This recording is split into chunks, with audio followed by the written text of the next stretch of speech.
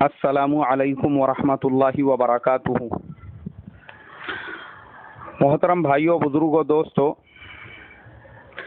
ہمارے اصلاح معاشرہ کے آج کے سبق 184 پر پاکستان سے ہمارے اصلاح معاشرہ کے ایک معزز رکن جو ماشاء اللہ ہمارے اکابر حضرت سید عطا اللہ شاہ بخاری رحمۃ اللہ علیہ کے خاندان سے تعلق رکھتے ہیں، اور اسی کے ساتھ ساتھ حضرت مولانا طارق جمیل صاحب دامت برکاتہم ومد ظلہ العالی کے بستی میں ہی ان کا مکان ہے، اور مولانا کے مکان سے بہت قریب میں ہی یہ رہتے ہیں۔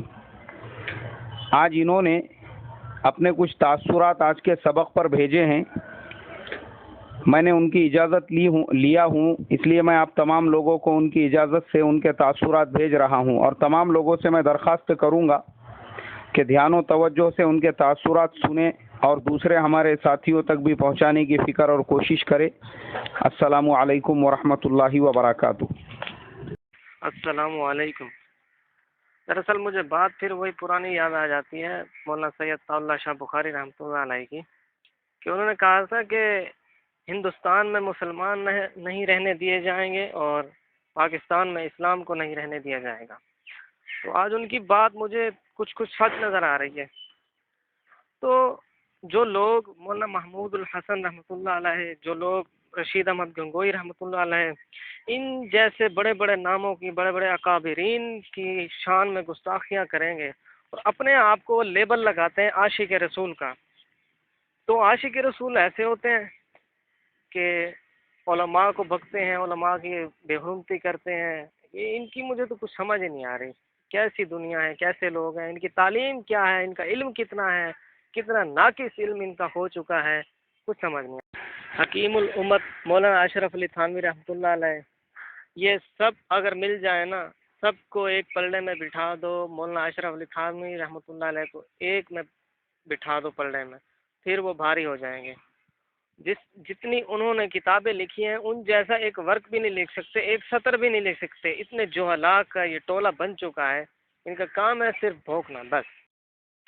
وہ بات آپ نے بالکل صحیح کہی ہے کہ ہندوستان میں ایسے کتے بھی نہیں لڑتے جہاں یہ دین کے نام پر یہاں لڑ رہے ہیں۔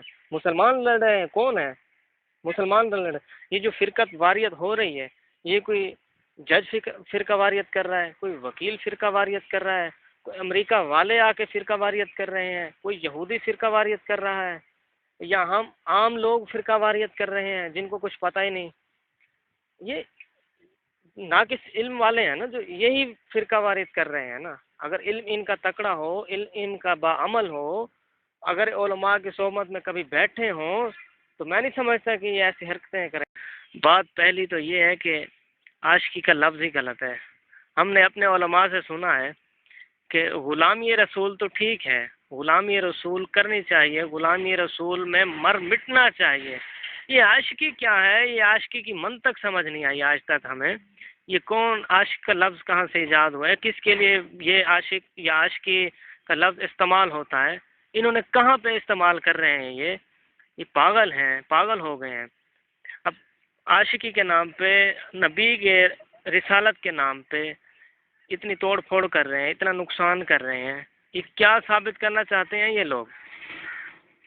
اب مولانا طارق جمیل صاحب کو ہی لے لیجئے، یہ لوگ پہ در پہ ان پہ حملہ کر رہے ہیں، وار کر رہے ہیں، ان کی شہرت سے یہ جل رہے ہیں۔ مولانا طارق جمیل صاحب وہ ہیں جو اس فتنے کے دور میں، اس فرقہ واریت کے دور میں شیعوں کی ایک 40 دن کی جماعت نکالی، وہ بھی کہاں سے؟ جہاں ان کا وہ تھلا پڑا جاتا ہے، اسے کیا کہتے ہیں آپ اپنی زبان میں، مجھے نہیں پتہ، ہمارے یہاں تھلا کہتے ہیں، جو شیعہ پڑھتے ہیں محرم کے دنوں میں یا آگے پیچھے، وہاں انہوں نے بیان کیا 1 گھنٹے کا۔ 1 گھنٹے کے بیان کے بعد انہوں نے 40 دن کی جماعت نکال لی چلے کے لیے۔ تو میں ان کو چیلنج دیتا ہوں، وہ تو 40 دن کی جماعت میں 10-12 لوگ تو تھے، یہ ایک بندے کو تو سمجھا کے دکھائیں، ایک بندے کو تو سچی بات کر کے دکھائیں، میں مان جاؤں گا ان کو۔